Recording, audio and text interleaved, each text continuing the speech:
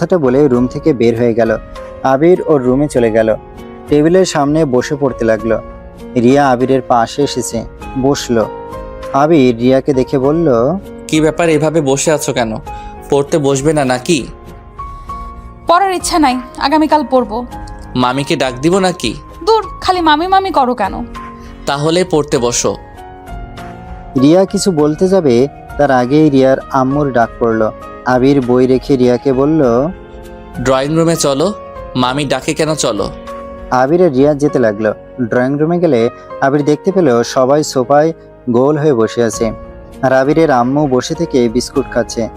আবির আর রিয়াকে দেখে বলল, রিয়া, বসকে তোর সাথে তোর ফুপি কথা বলতে চাইছে। কি কথা ফুপি?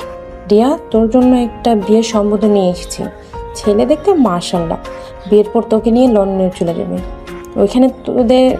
ওইখানে ওদের বিজনেস আছে। রহিমা বেগমের কথা শুনে আবির আর রিয়া একে অপরের দিকে তাকালো। আবির চুপচাপ রিয়ার দিকে তাকিয়ে আছে। রিয়া কি জবাব দিবে সেই আশাতে বসে থাকলো। রিয়ার আম্মু বলল, তুই কি ছেলেটাকে দেখবি? আপনি ওকে ছবিটা দেখান। ওয়েট, আমাকে ছবি দেখাতে হবে না। তোমাদের একটা কথা সুন্দরভাবে বুঝিয়ে বলি, আমি এই বিয়ে করব না, তাই আমার ছবি দেখার কোনো দরকার নেই। রিয়ার কথা শুনে সবাই চমকে উঠল। রিয়ার আব্বু আম্মু রাগে আবিরের আম্মুর দিকে তাকিয়ে বলল, দেখছো, তোমার মেয়ের কথা শুনো। তা বিয়ে কেন করবি না শুনি? আমার ইচ্ছে নাই তাই। চুপ কর। ভালো পাত্র, এমন পাত্র হাতছাড়া করতে চায় না। তুই রাজি হ বা না হ, তোকে বিয়ে করতেই হবে। মানে কি? আমাকে কি জোর করে বিয়ে করাবে নাকি? দেখো, আমার সাথে জোর খাটাতে এসেছো না? আমি কারো জোর খাটানো পছন্দ করি না, ভালো করে জানো। আমি বিয়ে করব না মানে বিয়ে করব না। এখানে তোমরা বেশি বেশি বাড়াবাড়ি করো না। কেন বিয়ে করবি না? তার কারণটা বল। এমনিই করব না। এমনি বলে কোনো কথা নাই। কেন বিয়ে করবি না সেটাই বল। রিয়াকে সবাই জোরাজুরি করতে লাগলো। রিয়া আবিরের দিকে তাকিয়ে বলল, আমি আবিরকে ভালোবাসি, আর আমি বিয়ে করলে আবিরকে বিয়ে করব। রিয়ার কথা শুনে সবাই চোখ বড় বড় করে ফেলে। রিয়ার আম্মু তো রেগে আবিরের দিকে তাকিয়ে বলল, আমি আগেই জানতাম এই ছেলেটাই আমার মেয়ের মাথা খাবে।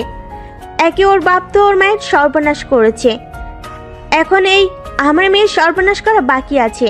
আগেই বলেছিলাম ওদের রক্ত খারাপ। আমার কথা মিলল তো? মামি, এইগুলো কি ধরনের কথা বলছেন? কি ধরনের? ঠিক কথাই তো বলছি। তোরা বাপ বেটা কি জাদু করছস যে তোদের জন্য মেয়েরা বাবা মায়ের সামনে বেহের মতো বলে ভালোবাসে তোকে? এমন পাগলামি তোর মাও করেছিল, আর দিন শেষে কি হলো? পাগল হয়ে বসে আছে। আবার এখন আমার মেয়ে পাগল হওয়া বাকি? শোনো রিয়ার আপ্পু, আমি বেঁচে থাকতে এই আবিরের সাথে আমার মেয়ের বিয়ে কোনো দিন দিব না। আমি চাই না আমার মেয়ের লাইফটাও ওর আম্মুর মতো হোক। আম্মু, একদম ফালতু কথা বলবে না। ওর আব্বু কেমন তোমরা কিভাবে জানলে? তোমরা তো তাকে চেনো না। ওর আব্বুকে আমরা ভালো করে চিনি। একদম লুচ্চা বদমাইশ একটা লোক। আবির অবাক হয়ে রহিমা বেগমের দিকে তাকালো, সাথে একবার ওর আম্মুর দিকে তাকালো। আবির রিয়ার আম্মুর দিকে তাকিয়ে বলল, মামি, আমি রিয়াকে ভালোবাসি আর রিয়া আমাকে ভালোবাসে। এখানে আম্মুর মতো পাগল হওয়ার কি আছে? আর সব থেকে বড় কথা, আমার আব্বুকে সেটা আপনারা জানেন, অথচ আমি কতবার জিজ্ঞেস করছি আমার আব্বুকে আম্মুর এই অবস্থা কিভাবে হলো, কেউ আমাকে বলেন নাই। সবাই বলছেন আপনারা কিছু জানেন না। এই, তোর কণ্ঠ আস্তে কর, জোরে কথা বলবি না। আমি জোরে কথা বলছি না, আমি শুধু জানতে চাচ্ছি কেন আমাকে জানানো হয় নাই। প্লিজ আমাকে সবাই পুরো ঘটনাটা খুলে বলেন। আম্মু, আজ কেন এমন হয়েছে? ওনার সাথে কি হয়েছিল? আমার আব্বু থাকতে আমি কেন আপনাদের পরিচয়ে বড় হইলাম? শুনতে চাস তুই তোর জন্মদাতা পিতার কাহিনী? হ্যাঁ, শুনতে চাই। তোর আম্মু একটা ব্যাংকে চাকরি করতো। তোর আব্বু প্রায় ব্যাংকে আসতো। আস্তে আস্তে তোর আব্বুর সাথে তোর আম্মুর সম্পর্কটা অনেক ভালোর দিকে চলে যায়। একে অপরের খুব ভালো বন্ধু হয়ে যায়। আস্তে আস্তে বন্ধুত্ব থেকে ভালোবাসার রূপ নেয়। তোর আম্মু তোর আব্বুকে এতটা ভালোবাসতো যে তোর আব্বু যা বলতো তাই শুনতো। তোর আব্বু তোর আম্মুকে বিয়ে করার কথা বলে। তোর আম্মুকে ইউজ করেছে। তুই পেটে আসার পর তোর আব্বুর আসল রূপ বের হয়ে আসে। তুই যেদিন জন্মগ্রহণ করো সেই দিনই তোর আব্বু অন্য একটা মেয়েকে বিয়ে করে ফেলে। আর এটা শুনে তোর আম্মু হসপিটাল থেকে ছুটে তোর আব্বুর কাছে যাওয়ার পর গাড়ির সাথে অ্যাক্সিডেন্ট করে, মাথায় আঘাত পাওয়ার পর থেকে এমন হয়ে যায়। আমি যে জন্মগ্রহণ করছি এটা ওই লোকটা জানে? তোকে নিয়ে আমরা ওর কাছে গিয়েছিলাম, আমাদের অপমান করে তাড়িয়ে দিয়েছে। এমন কি বলেছে তোকে যেন রাস্তায় ফেলে দেওয়া বা মেরে ফেলি, এতে তার কিছু যায় আসে না। সেই কোনোদিন তোর আম্মুকে ভালোবাসে নেই, আর সেখানে তোকে রাখা তো বিলাসিতা। আবির রহিমা বেগমের দিকে এক পলকে তাকিয়ে থেকে চোখে পানি আসার আগে মুছে ফেলে বলল, আমাকে মেরে ফেলে তো পারতেন, আপনারা আমাকে বাঁচিয়ে রাখছেন কেন? বেইমানের রক্ত আমার শরীরে, আমিও তো বেইমানি করব। বোনের দিকে তাকিয়ে তোকে রেখেছিলাম, আর আমার বোন তোর জন্মের আগে তার সম্পদ লিখে দিয়েছে। তোর 20 বছর হয়ে গেলে তুই এই বাড়ির মালিক হয়ে যাবি। ও আচ্ছা, ওনার ঠিকানা দিতে পারবেন? আমি একটু ওনার চেহারা দেখতে চাই। ওনার মতো মহান ব্যক্তিকে দেখার খুব ইচ্ছে জাগছে। হ্যাঁ, আমি তোকে ঠিকানা দিতে এসেছি, কারণ তোর আব্বু আরেকটা বিয়ে করতে যাচ্ছে। মানে আরেকটা বিয়ে করবে কি বলেন? যা বলছি ঠিক বলছি। তোর সৎ মা কোনো ছেলে সন্তান দিতে পারে নাই বলে আবার ও বিয়ে করতে যাচ্ছে। তুই গিয়ে তোর অধিকার বুঝিয়ে নিবি। ওর যা সম্পদ আছে সব তোর, তাই তুই ওখানে গিয়ে নিজের অধিকার বুঝিয়ে নিবি। আমার ওই পাপ লোকের সম্পদের দরকার নাই। আমি ওই লোকের বিয়ে করার স্বাদ মিটিয়ে দিব। মেয়েদের মন নিয়ে খেলা করা বের করব। আবিরের কথা শুনে সবাই হাঁ করে তাকিয়েছে। আবিরকে যেন কেউ চিনতে পারছে না। আবির এমন ধরনের কথা বলতে পারে, কারো যেন বিশ্বাস হচ্ছে না। রিয়া আবিরের দিকে তাকিয়ে বলল, তুমি এগুলো বলছো? আমি তো ভেবেছিলাম তুমি যে দয়ালু মানুষ তাকেও ক্ষমা করে দিবে। আমার যোগ্য ওই লোকটা না। কিছু করা লাগবে না, তোর ভাগ তুই বুঝে নিবি। আমরা তোকে নিয়ে যেতে এসেছি। আর রিয়ার বিয়ের যার সাথে ঠিক হয়েছিল ওইটা আর কেউ না, তোর ফুফাতো ভাইয়ের সাথে। রিয়াকে দিয়ে প্রতিশোধ নেওয়া যাবে। মানে কিভাবে? রিয়ার সাথে বিয়ে হলে ওই বাড়িতে যেতে পারবো আমরা, আর ওই বাড়িতে ঢুকতে পারলে তোর আব্বুকে তিলে তিলে কিভাবে মারা লাগে সেই বুদ্ধি আমার আছে। দরকার নাই। আর ফুফাতো ভাইয়ের সাথে বিয়ে হইলে ওই বাড়িতে কিভাবে যাবে? আর আমার আম্মুর প্রতিশোধ আমি নিব। আমার ভালোবাসার মানুষকে দিয়ে করতে হবে না। আমাকে জাস্ট ঠিকানা দেন, আর ওই লোকটার কোনো ছবি থাকলে দেন। তোর ওই ফুফাতো ভাইকে তারা লালন পালন করেছে, আর ঠিকানা আমরা তোকে নিয়ে যাব। শোন, ওই বাড়িতে ছেলে হিসেবে ঢুকলে এমনিতেই তোর আব্বুকে শাস্তি দেওয়া যাবে, আর হুট করে ওই বাসায় ঢুকতে পারবি না। ওরা বড় লোক, আমাদের থেকে অপরিচিত কাউকে ঢুকার সুযোগ নেই। আচ্ছা বুঝলাম, কিন্তু আমি যে তার সন্তান সেইটা সেই বিশ্বাস কেন করবে? ওনারা তো জানে আমাকে মেরে ফেলেছেন হয়তো। প্রমাণ করতে হবে না, তোর দাদু তোর সম্পর্কে সব জানে। উনি তোর সব খরচ বহন করেছে। তোর আব্বু হলো একটা রাক্ষস, বুঝলি? নারী দেখলে মাথা ঠিক থাকে না। দাদু আমার মাথায় ঢুকছে না। দাদু যদি জানে আমি বেঁচে আছি তারপরও কেন ছেলের জন্য বিয়ে করতে যাচ্ছে? উনি তো পারলে আমার কথা বলতে পারতো। সময়ের অপেক্ষা করছিল। গতকাল আমাকে তোর দাদু তোকে নিয়ে যেতে বলছে, যেটা আমি তোকে বলতে চাচ্ছিলাম। আর ওই বাড়িতে ঢুকতে পারবো রিয়ার বিয়ের জন্য পাত্র দেখার বাহানা করে। না, আমি এইসব রিয়াকে জড়াবো না। আমি ওনাকে কিভাবে শিক্ষা দেই? আচ্ছা বিয়েটা কবে? 2 দিন পর বিয়ে, আজকে গেলে ভালো হবে। আচ্ছা আমি যেতে রাজি। কখন বের হবেন? সকালে বের হব, তোর আব্বু টিকিট কেটে রাখবে। ওকে। আবিরের কথাটা বলে ওর আম্মুর দিকে কিছুক্ষণ তাকিয়ে নিজের চোখের পানিটা যেন ধরে রাখতে কষ্ট হচ্ছে। আবিরের রাগে মাথা ফেটে যাবে। আবির 2 হাতে মুঠো করে নিল। রাগে সামনে থাকা ফুলদানিটা নিয়ে সোজা হাতের উপরে বাড়ি দিয়ে ভেঙে ফেলল। ফুলদানি দিয়ে ভাঙা অংশ দিয়ে নিজের হাতে আঘাত করতে লাগলো। হাত কেটে রক্ত পড়তে লাগলো। সবাই যেন অবাক হয়ে যায়। রিয়া দৌড়ে এসেছে। আবিরের হাত থেকে ফুলদানি ফেলে দিয়ে গালে ঠাস ঠাস করে থাপ্পড় মেরে বলল, পাগল হয়ে গেছো? মাথা খারাপ হয়ে গেছে নাকি? এমন পাগলামি করার মানে কি? হ্যাঁ আমি পাগল হয়ে গেছি। আমি ওই নোংরা মানুষের রক্ত আমার শরীরে রাখতে চাই না। আমাকে ছাড়ো, আমি সব রক্ত বের করে ফেলবো। রিয়া আবিরের কোনো কথা না শুনে ওর ওড়না ছেড়ে আবিরের হাতে বেঁধে দিতে লাগলো। আর এইদিকে আবিরের আম্মু ভয়ে রহিমা বেগমকে জড়িয়ে ধরে আছে। আবির যেন কষ্টে বুকটা ফেটে যাচ্ছে। আবির কান্না করতে করতে সোফায় বসে পড়ল। রিয়া আবিরের পাশে বসে শক্ত করে জড়িয়ে ধরে বলল, আবির, তোমার মনের অবস্থা আমি বুঝতে পারছি, কিন্তু এভাবে নিজের ক্ষতি করতে পারো না। তোমার কিছু হইলে আমার কি হবে? আমি তোমাকে ছাড়া বাঁচতে পারবো না। কথাটা বলে রিয়া কান্না করতে লাগলো। আবির রিয়াকে শক্ত করে জড়িয়ে ধরে কান্না করতে লাগলো। রহিমা বেগম আবিরের কাছে এসেছে। আবিরের কাঁধে হাত রাখলে আবির রিয়াকে ছেড়ে দিল।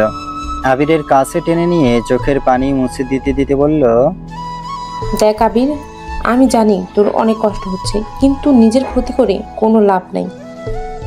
তার থেকে কিভাবে তোর আব্বুর প্রতিশোধ নেওয়া লাগে সেটা ভাব। যে লোকটার জন্য তোকে আর তোর আম্মুকে এত কষ্ট সহ্য করতে হয়েছে, সেই মানুষটাকে পৃথিবীতে থাকতে দিয়ে দুনিয়া থেকে বিদায় নিতে চাস? শোন, ওই মানুষটাকে অশান্তিতে রাখার ব্যবস্থা কর, নিজের ক্ষতি করিস না। একবার তোর আম্মুর কথা ভাবলি না? তোর কিছু হইলে তোর আম্মুকে কে দেখবে বল? আবির রহিমা বেগমের কাছ থেকে নিজেকে ছাড়িয়ে নিয়ে চোখের পানি মুছে বলল, একদম। আমি কেন মারবো? আমি ওই লোকটাকে সুখে শান্তিতে তো থাকতে দিব না। আমার প্রতিটার কষ্টের মূল তাকে দিতে হবে। আবির কথাটা বলে বাসা থেকে বের হয়ে গেল। রাত 8টায় বাসায় আসলো। বাসায় ঢুকতে রিয়া আবিরকে বলল, কোথায় গিয়েছিলে? কোথাও না। আবির রিয়াকে কথা বলার সুযোগ না দিয়ে বেডরুমে চলে গেল। আবির ওয়াশরুমে গিয়ে ফ্রেশ হয়ে টেবিলের সামনে গিয়ে বসে বইয়ের দিকে মনোযোগ দিতে লাগলো, কিন্তু মাথায় রাগে যেন পড়ার কোনো মনোযোগ আসছে না। রিয়া আবিরের কাঁধে হাত রাখতে আবির চমকে গেল। পিছনে ঘুরে তাকাতে দেখে রিয়া দাঁড়িয়ে আছে। আবির, মাথায় এত চাপ ফেলছো কেন? শান্ত মাথায় থাকো। এভাবে রাগের মাথায় কিছু করতে যেও না। আবির, একটা কথা মনে রেখো, যা করবে ভেবেচিন্তে করতে হবে। কারো কথায় কিছু না করে নিজে আগে সব কিছু দেখে শুনে নেওয়া ভালো। মানে ঠিক বুঝলাম না। মানে হলো, দেখো, একজনের কথা শুনে কারোর উপরে প্রতিশোধ নেওয়া বোকামি। আগে তুমি বিচার বিবেচনা করে দেখবে আসলে মানুষটা খারাপ নাকি ভালো। কারোর কথা না, নিজের মন যেটা সঠিক বলবে ওইটাই করো। রিয়ার কথা আবির মনোযোগ দিয়ে শোনে, কিছু না বলে পড়ার দিকে মনোযোগ দিল। রিয়া আবিরকে বলল, চুপ হয়ে গেলে কেন? আচ্ছা রিয়া, আমার যদি কিছু হয়ে যায় তুমি আমার আম্মুর খেয়াল রাখবে? চুপ, একটা কথা বলবে না। তোমার কিচ্ছু হবে না। আমাকে ছেড়ে যাওয়ার কথা কল্পনাতে নিয়ে এসেছো না? বলা তো যায় না কার কখন কি হয়। চুপ করতে বলছি না? আবির মিষ্টি করে একটা হাসি দিয়ে বলল, ওকে বাবা, সরি, আর বলবো না। রিয়া, এমন যদি হয় আমি তোমাকে ঠকিয়ে অন্য কাউকে বিয়ে করে ফেলছি? আবিরের কথা শুনে রিয়ার বুকের ভেতরে ঢুক করে উঠল। রিয়া নিজের মুখে হাসি রেখা টেনে বলল, তুমি যদি ভালো থাকো তাহলে বিয়ে করতেই পারো। আমি চাই তুমি সুখে থাকো। তোমাকে যে কাছেই পেতে হবে এমন কোনো কথা নাই। তোমাকে সুখে থাকতে দেখাটাই আমার কাছে মূল্যবান। আবির চেয়ার থেকে উঠে রিয়াকে নিজের দিকে ঘুরিয়ে দেখে রিয়ার চোখ বেয়ে পানি পড়ছে। আবির রিয়ার চোখের দিকে পানি মুছতে মুছতে বলল, ধুর পাগলি, আমি তো এমনি মজা করছি। আমি তোমাকে ছাড়া কাকে বিয়ে করব? তুমি আমার প্রথম ভালোবাসা, তুমি আমার শেষ ভালোবাসা। আমি জাস্ট এমনি মজা করছিলাম। রিয়া আবিরের কথা শুনে রেগে কিল ঘুষি দিতে লাগলো আর কান্না করতে করতে বলল, কুত্তা, আমার সাথে এমন ফালতু মজা করবি না। এখন কি মজা করার সময়? তুই নিশ্চয়ই অন্য কাউকে বিয়ে করবি, না হইলে এমন সময় কেন বললি? আরে বাবা, সত্যি মজা করছি। শোনো, আমার আব্বু প্রতারক, সেখানে আমি দেখতে চাইছিলাম তুমি সবার মতো আমাকে প্রতারক ভাবো নাকি। সবাইকে আমার সাথে তুলনা করস? আরে না জান, এবার কান্না করো না। আচ্ছা জান, আম্মু আব্বু কোথায়? ড্রয়িং রুমে। ওকে চলো। আবির রিয়া দুজন ড্রয়িং রুমে প্রবেশ করতে সবাই চুপ হয়ে গেল। আবির সোফায় গিয়ে বসে বলল, আপনাদের সাথে আমি কিছু কথা বলতে চাই। বল। আমি চাচ্ছি ওই বাড়িতে ছদ্মবেশ নিয়ে যাব। কি? ছদ্মবেশ নিলে তুই ঢুকবি কিভাবে? কেন? কাজের ছেলে হিসাবে ঢুকবো। কাজের ছেলে হয়ে মানে? হ্যাঁ, কাজের ছেলে হয়ে যাব। আপনি দাদুর সাথে কথা বলিয়ে দিতে পারবেন? আমি ওনার সাথে কথা বলতে চাই। আমাদের আগে বুঝিয়ে বল কি করতে চাচ্ছিস। আমি ওই বাড়িতে ছদ্মবেশ নিয়ে যাব, কারণ আমি ওই বাড়ির পরিবেশ কেমন সেটা বুঝতে চাই। আর ওই লোকটার দুর্বল জায়গা কোনটা ওইটা বুঝতেও সহজ হবে। তাই হুট করে আগেই ছেলে হয়ে যাওয়া থেকে ছদ্মবেশ নিয়ে যাওয়া ভালো। তাই আমি চাচ্ছি দাদুর সাথে কথা বলে আমি ওই বাড়িতে কাজের ছেলে হিসেবে যেতে চাই। আর আমি তো মোটামুটি সব কাজ পারি। বা তোর দিকে অনেক বুদ্ধি। আচ্ছা অপেক্ষা কর, তোর দাদুকে আমি কল দিব। রহিমা বেগম কল দিতে লাগলো। তখনই রিয়া আবিরকে বলল, আবির, আমিও তোমার সাথে যেতে চাই। আমি চাই না তোমার কোনো ক্ষতি হোক। এমন এখানে থাকলে টেনশনে আমার অবস্থা খারাপ হয়ে যাবে। তাকে যেতে হবে না। আর আবির 2 দিনের ভিতরেই যা করার করতে হবে। বিয়েটা করানো যাবে না। তোর যে চাচি একদম ভয়ঙ্কর একটা মহিলা। আবার তার বোন এই বাড়িতে বউ হয়ে আসলে নরক বানিয়ে ফেলবে 2 বোন মিলে। সব সম্পদ ওদের হাতে চলে যাবে। কি আত্মীয় ভিতরে আত্মীয়তা করছে? হুম। আবির কিছু বলার আগে আবিরের দাদু কলটা রিসিভ করলো। রহিমা বেগম বলল, আসসালামু আলাইকুম, কেমন আছেন? ওয়ালাইকুম আসসালাম। ভালো, তুমি ভালো আছো? হ্যাঁ, আপনার নাতি আপনার সাথে কথা বলতে চায়। সত্যি? দাও দাও, তাড়াতাড়ি দাও। আবিরের হাতে ফোনটা দিলে আবির সালাম দেয়। আবিরের দাদু খুশিতে নিজের চোখের পানি ধরে রাখতে পারে না। চোখের পানি মুছে বলল, কেমন আছো দাদু ভাই? আলহামদুলিল্লাহ। আপনি কেমন আছেন? ভালো দাদু ভাই। আপনার সাথে কিছু কথা বলার ছিল। হ্যাঁ বলো। আবির তারপর সব কিছু বুঝিয়ে বলল। আবিরের দাদু সবটা শুনে বলল, অত কষ্ট করতে হবে না, আমাকে দেখার জন্য মানুষ খুঁজছে, সেইখানে আমি তোমাকে নিয়ে আসব। এতে তুমি সব সময় আমার কাছে থাকবে, তোমার কোনো কষ্ট করতে হবে না। আর তুমি তাহলে কখন আসবে? ভোরে রওনা দিব। ঠিক আছে, আমি তাহলে স্টেশনে অপেক্ষা করব তোমার জন্য। আর তোমার নাম্বারটা দাও। আসলে আমার কোনো ফোন নাই। কি? তোমার কোনো ফোন নাই? তোমাকে ফোন কিনে দেওয়ার জন্য তো তোমার খালামণির মানে তোমার আম্মুর কাছে টাকা দিয়েছিলাম। আবির কথাটা শুনে রহিমা বেগমের দিকে তাকালো। উনি লজ্জা পেয়ে মাথা নিচু করে ফেলল। আবির ওর দাদুকে বলল, আসলে আমি ফোন কিনতে চাই নাই, তাই উনি ফোন কিনে দেন নাই। পড়াশোনার সময় ফোন নিয়ে থাকলে পড়াশোনায় ক্ষতি হবে এই ভেবে কেনা হয় নাই। আচ্ছা বুঝছি, তোমাকে আমি টাকা পাঠিয়ে দিচ্ছি, তুমি একটা ফোন সিম কিনে নিয়ে আসো। সকালে সকালে তো রওনা দিবে। না থাক, মামার থেকে একটা বাটন ফোন নিয়ে নিব। আবিরের কথা শুনে আবিরের দাদু হাসতে হাসতে বলল, ধুর পাগল ছেলে একটা, এই সময় কেউ বাটন ফোন ইউজ করে? তোমাদের মতো ছেলেরা স্মার্টফোন চালাবে, তা না তুমি বলো বাটন ফোন চালাবে? কাজের ছেলের হাতেই স্মার্টফোন মানায় না। দাদু ভাই এগুলো কি বলো? তুমি কোন বংশের ছেলে? নিজে এসেছে দেখে নিও, তুমি কাজের ছেলে না, বুঝলে? আচ্ছা তাহলে আমি টাকা পাঠিয়ে দিচ্ছি, ফোন কিনে নিও। ভালো থাকো দাদু ভাই। আপনি ভালো থাকবেন। আবির কলটা কেটে দিলে রিয়া আবিরের দিকে তাকিয়ে বলল, বাহ, শেষমেশ তোমার স্বপ্ন পূরণ হতে যাচ্ছে। তোমার তো অনেক ইচ্ছে ছিল একটা স্মার্টফোন কেনার। রিয়ার কথা শুনে হাসলো আবির। ফোনটা রহিমা বেগমকে দেওয়ার সময় বিকাশে টাকা চলে আসলো। রহিমা বেগম আবিরকে বলল, তুই আর তোর আব্বু গিয়ে ফোন কিনে নিয়ে আয়। আচ্ছা, আমি তাহলে রেডি হয়ে আসছি। আবির উঠে রুমে চলে গেল। শার্ট পরিবর্তন করে রহিমা বেগমের স্বামীকে নিয়ে বের হয়ে গেল। দুইজন ফোন কিনে বাসায় আসলো। রিয়া আবিরের থেকে ফোনটা নিয়ে সেলফি উঠতে লাগলো। আবির রিয়াকে এমন খুশি দেখে ওর খুশি লাগলো। রহিমা বেগম রিয়াকে বলল, রিয়া, আবিরকে ফোনটা দে, আর আবির সিমটা তুলে তোর দাদুর নাম্বার সেভ করে নে। আচ্ছা। রিয়া ফোনটা দিলে আবির সিমটা তুলে সবার নম্বর সেভ করতে লাগলো। নাম্বার সেভ করে রিয়ার কাছে ফোন দিয়ে রুমে চলে গেল। রিয়াকে দেখে রিয়ার আম্মু বলল, রিয়াকে একটা ফোন কিনে দিলে তো পারো, খালি কিপটামি করো। মেয়েটাও তো বড় হয়েছে, ফোনেরও তো দরকার আছে, তাই না? এইচএসসি পরীক্ষা শেষ হইলে ফোন দিবে আব্বু বলছে, তাই আব্বুকে কিপটা বলো না। যাক বাবা, যার জন্য চুরি করি সেই বলে চোর। আমি কখন তোমায় চোর বললাম? রিয়ার আম্মু কিছু বলতে যাবে তার আগে আবিরের আম্মু বলল, ভাবি, আমাকে খেতে দাও, আমার অনেক ক্ষুধা লাগছে। সবাই খেতে আসো। রিয়ার আম্মু খাবারের টেবিলের কাছে চলে গেল। সবাই চেয়ারে বসে পড়ল। রিয়া আবিরকে ডাকতে রুমে গেল। রুমে গিয়ে দেখে আবির কপালে হাত দিয়ে চোখ বন্ধ করে আধশোয়া হয়ে শুয়ে আছে। রিয়া পা টিপে টিপে আবিরের মুখের উপরে গিয়ে ফু দিতে লাগলো। আবির রিয়ার শরীরের ঘ্রাণ পেয়ে মিটিমিটি হাসতে লাগলো। রিয়া আবার ফু দিতে যাবে, সাথে সাথে আবির টান দিয়ে কোলে বসিয়ে পিছন থেকে জড়িয়ে ধরে বলল, ফাজিল মেয়ে, সব সময় খালি দুষ্টমি, তাই না? হ, আপনি তো চলে যাচ্ছেন, আর তো দুষ্টুমি করতে পারবো না, তাই যতক্ষণ চোখের সামনে থাকবেন ততক্ষণ দুষ্টুমি করব। এমনভাবে বলছো মনে হয় আমি সারা জীবনের মতো চলে যাচ্ছি। বলা তো যায় না। ধ্যাত, আচ্ছা ছাড়ো, আম্মু খাবার খাওয়ার জন্য ডাকছে, চলো। ক্ষুধা লাগছে না? তুমি যাও, খেয়ে নাও। না খেয়ে থাকা যাবে না, চলো এখনই চলো। রিয়া আবিরকে টানতে টানতে নিয়ে গেল।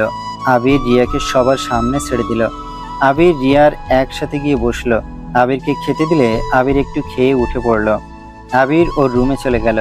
রুমে গিয়ে ব্যাগে পোশাক তুলতে লাগলো। ব্যাগ গুছিয়ে আবির ঘুমাতে চলে গেল।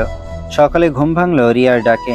আবির ঘুম ঘুম চোখে দরজা খুলে দিলে রিয়া বলল, তাড়াতাড়ি রেডি হয়ে নাও,